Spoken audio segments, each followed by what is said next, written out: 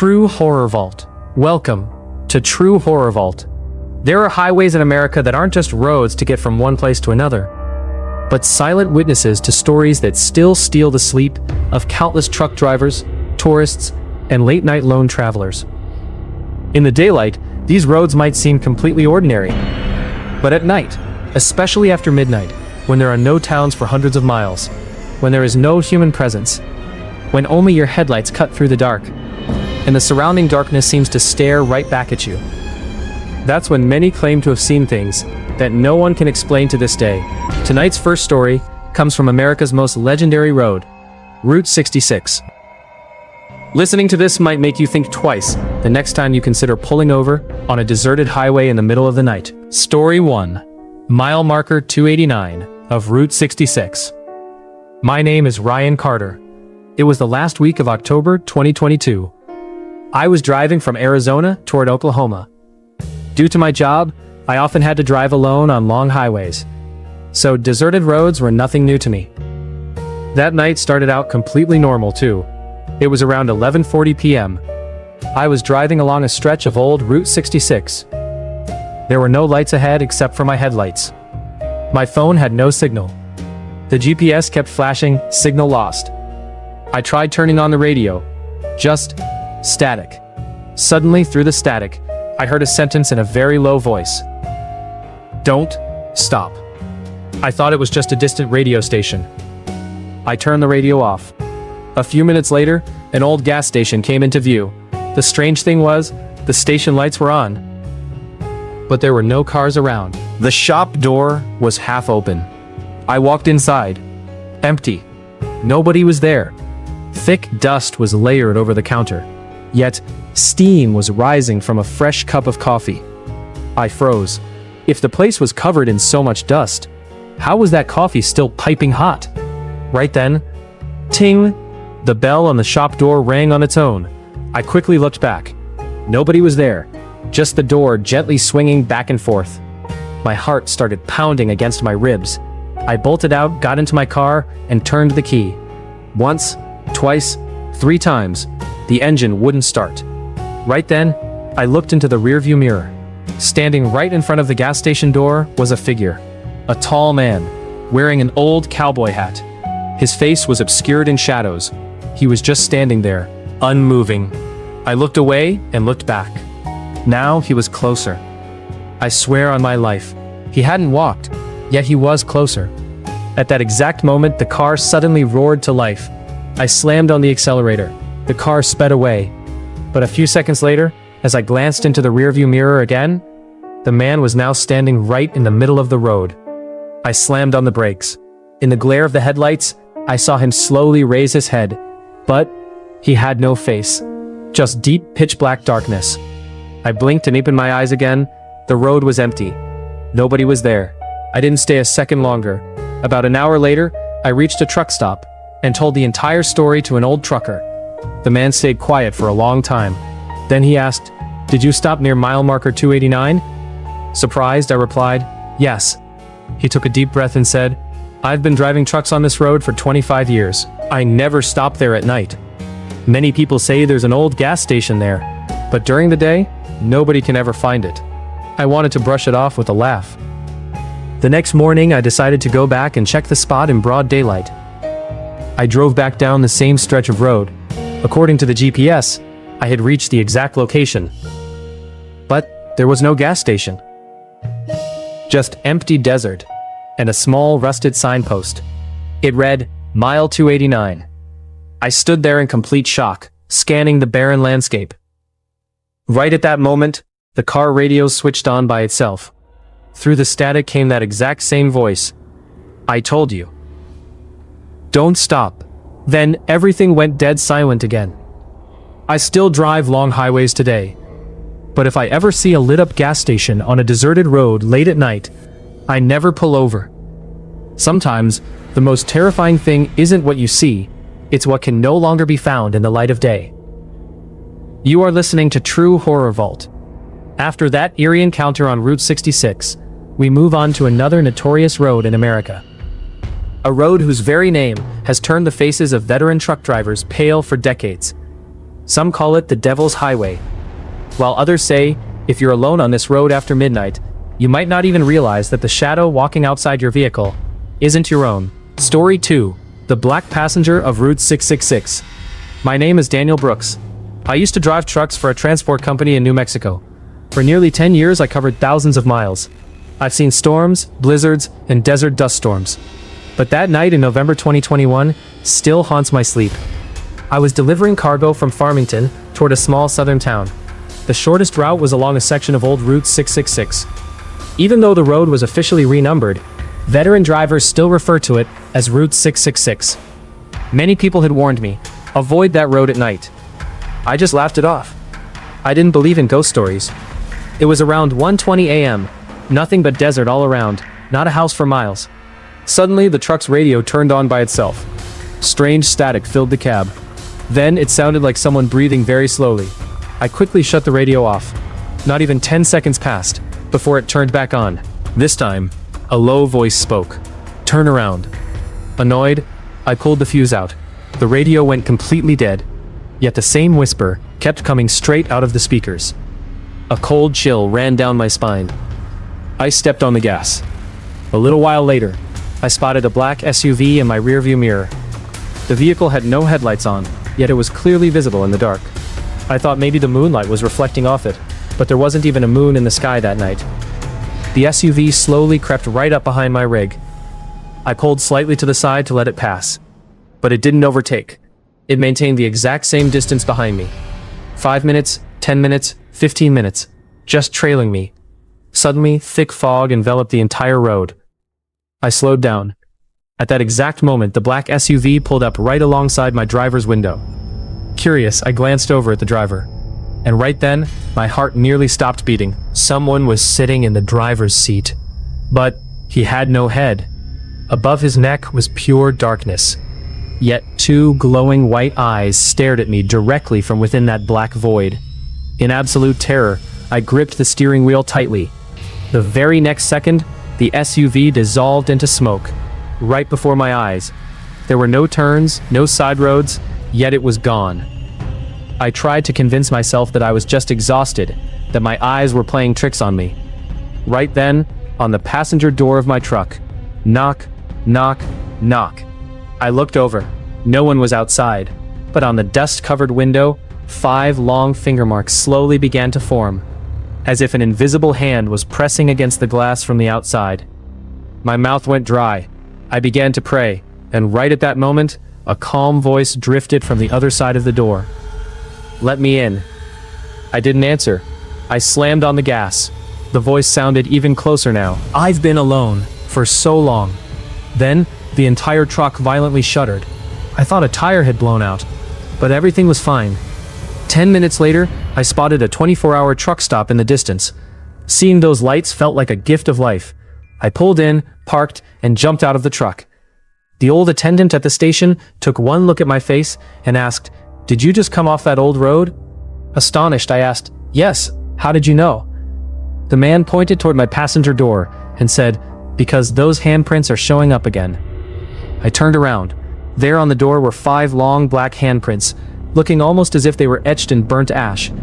I tried wiping them off with a rag, and they faded away. But by the next morning, under the sunlight, they had reappeared in the exact same spot. I never drove that truck again.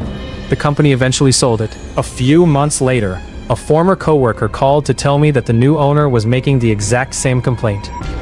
Late at night, a voice from the empty passenger seat whispers very slowly, "Let me in." Host, there are some roads where you are never truly alone. And sometimes the most terrifying passenger is the one you never invited inside. Host, deep, slow voice. You are listening to True Horror Vault. So far, we've heard eerie tales from lonely desert tracks and the Devil's Highway. Now we move to an interstate where horror stories aren't just urban legends. Locals have called it one thing for decades: the Dead Zone. Countless legends surround a specific stretch of Interstate 4 in Florida. Stories of unusual accidents, phantom fog, and mysterious shadows seen in the dead of night.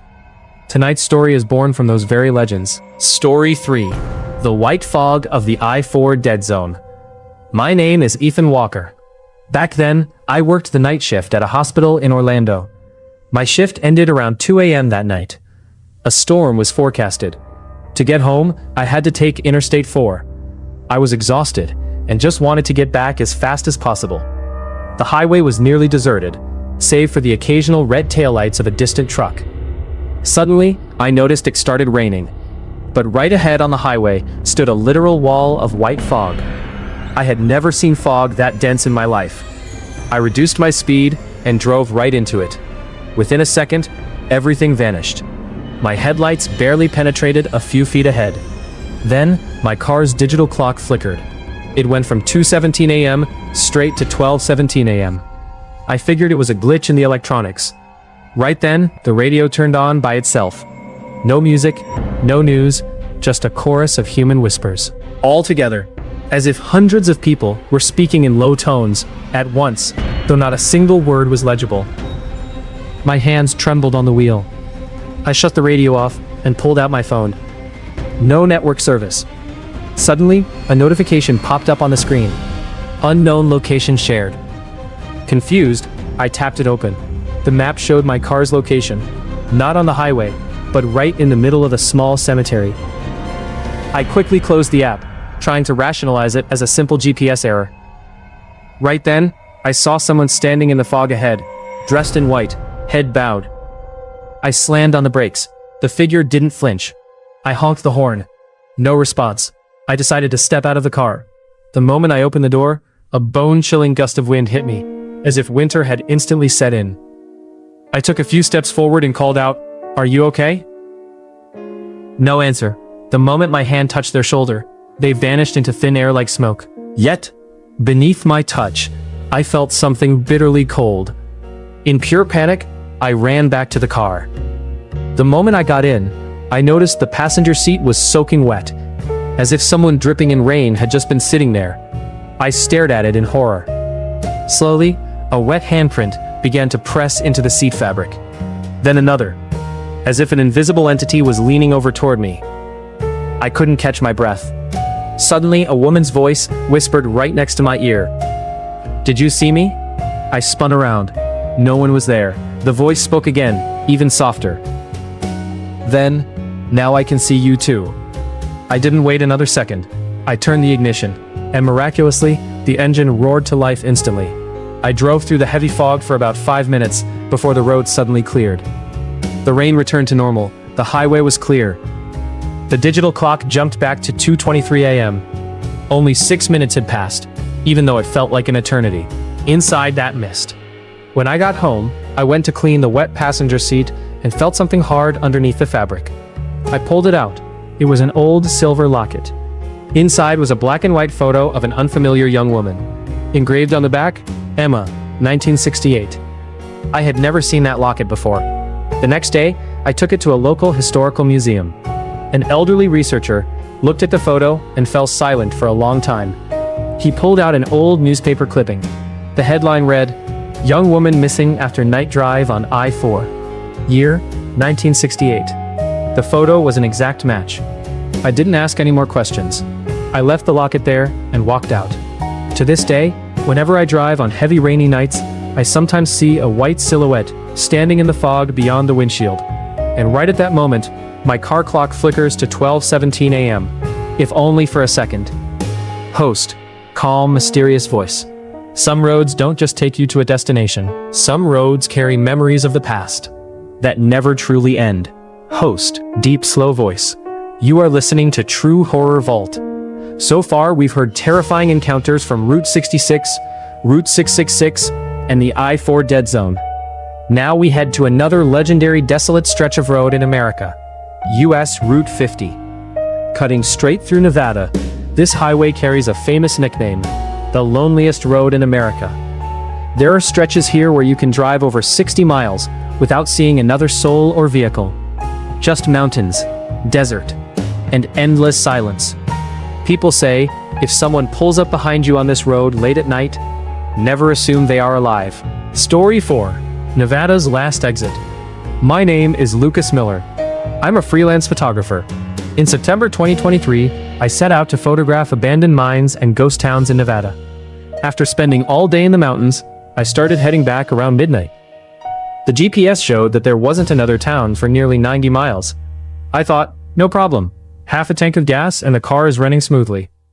After driving for about half an hour, I noticed a green exit sign by the side of the road. It read, Exit 13. I was confused. No such exit existed on my map, nor did the GPS display one. Yet the sign looked brand new and glossy. I hesitated for a moment, then let curiosity get the better of me, and took the exit. After driving just a minute down the ramp, a small town appeared. Strangely, all the shops were lit up. Lights shone inside the diner. The neon sign of an old movie theater flickered faintly. But the entire town was dead silent. I pulled up to a gas station displaying an open sign. No one was around. I called out loudly, "Hello?" No answer. Just then, an elderly woman inside the diner looked out through the glass and smiled at me. I breathed a sigh of relief. Finally, a person. I pushed the diner door open and walked inside. My heart immediately sank into my stomach. Food was served on every table. Steam was rising from coffee cups. But there was no one inside. Not a single person. I rushed back outside in a panic. Standing right across the street was the same old woman I had just seen inside the diner. She was staring directly at me. I blinked, and in the next split second, she was closer. I didn't see her walk. I blinked again, and she was even closer. An unnaturally wide, stretched smile covered her face. Her eyes were completely black. I sprinted to my car, got in, and locked the doors. The engine wouldn't start. All the dashboard lights flashed at once. The radio turned on by itself, throwing static and overlapping voices. Stop. Stay here. Stop. We all stayed. In sheer panic, I kept turning the key. Right then, knock on the driver's window. The old woman was standing right outside. Her smile widened even further. Without moving her lips, her voice echoed inside my head. You took the wrong exit. She slowly placed her hand against the glass. I saw it clearly. She had 6 fingers on her hand. Suddenly, the car engine fired up. I slammed my foot all the way down on the gas pedal. A few minutes later, I burst back onto the main highway. I looked in my mirror. There was no exit, no town, just pitch black desert. I tried to tell myself it was all just a hallucination caused by exhaustion. The next morning, I was having breakfast at a small highway cafe when I struck up a conversation with an elderly highway patrol officer. I casually mentioned what I saw the previous night. He stayed quiet for a long time, then pulled an old black and white photograph from beneath the counter. It showed a small town, exact same diner, gas station, movie theater. Astonished, I asked, "Where is this?" He said softly, "That was Silver Creek. It was completely destroyed in a catastrophic fire back in 1974. There has been no town there ever since." My blood ran cold. My voice trembled as I said, "But I was literally there last night." The officer looked at me with a grave expression and said, "Many people have claimed that over the years, but they all report one identical detail." I asked, "What detail?" He replied slowly, "Anyone who comes back after seeing that town finds exactly 13 extra miles on their odometer." I ran out to check my car. Compared to the mileage I had noted down the previous evening, it was higher by exactly 13 miles. Not a foot less. Not a foot more. I still go to Nevada for photography today. But whenever I drive down US Route 50 late at night, if I ever see a green sign for exit 13, I never turn off the highway. Many roads get lost in the desert, but some exits were never on any map to begin with. Host, solemn voice. You are listening to True Horror Vault. Our final story is about a rule that many long-haul truckers follow after dark. They never, after 2 a.m., look into their rearview mirror more than 3 times. Because they believe, on the 3rd look, whatever is sitting behind you will no longer be human. This is the account of a former long-haul truck driver, and it is the most unsettling story of tonight's episode. Story 5, Passenger of the Last Mile. My name is Michael Hayes. I drove semi-trucks across various US states for nearly 15 years. My job was hauling cargo from coast to coast. Thousands of nights spent on lonely highways. But that night in February 2024 became my final long-distance trip. I was driving from Nevada toward Utah. It was around 2:03 a.m. The road was entirely empty. Suddenly, a voice crackled through the CB radio. "Driver, don't stop for the woman in white."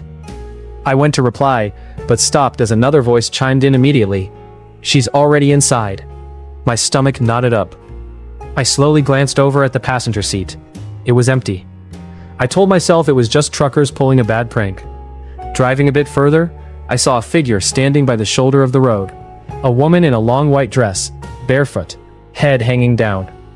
Thinking it was dangerous to leave someone stranded in the middle of nowhere, I began to slow down. Right then, my eyes caught the rearview mirror. There, sitting in the sleeper berth behind me, was someone in that exact same white dress, with her head bowed down.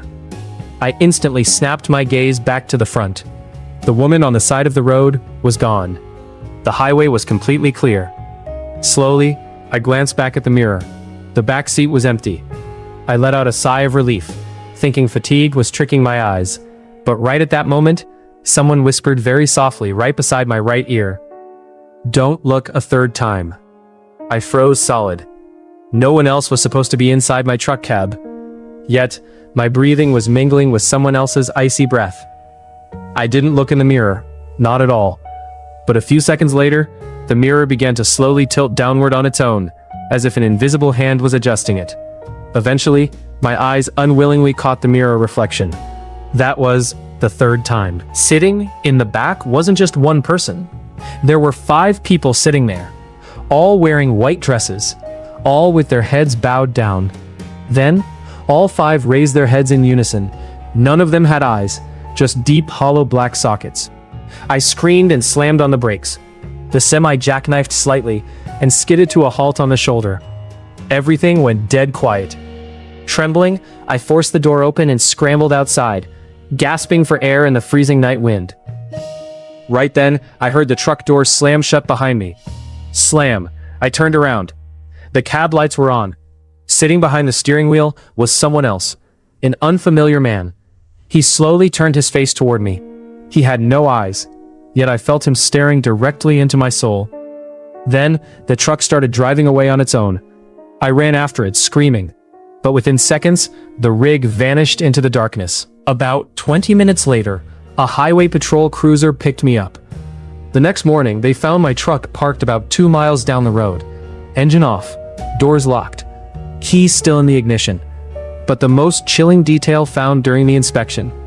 In the dusty sleeper section, behind the seats, were clear imprints where 5 people had been sitting.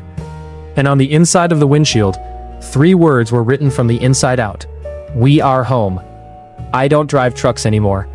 Whenever I drive past a long, dark highway late at night, I do only one thing.